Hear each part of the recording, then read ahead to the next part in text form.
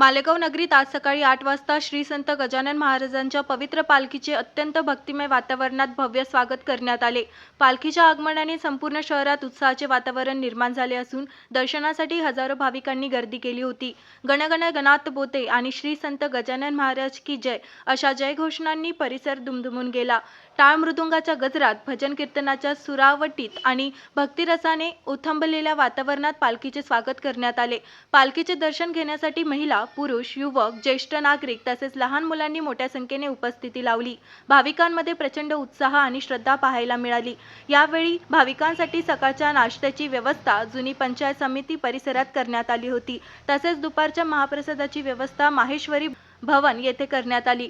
हजारो भाविकांनी महाप्रसादाचा लाभ घेत श्री संत गजानन महाराजांच्या चरणी कृतज्ञता व्यक्त केली। त्यानंतर श्री संत गजानन महाराजांची पवित्र पालखी मालेगावहून पुढील प्रवासासाठी शिरपूर जैनकडे भक्तांच्या जयघोषात रवाना झाली। या संपूर्ण सोहळ्यामुळे मालेगाव नगरी भक्तिमय वातावरणाने भारावून गेली आहे।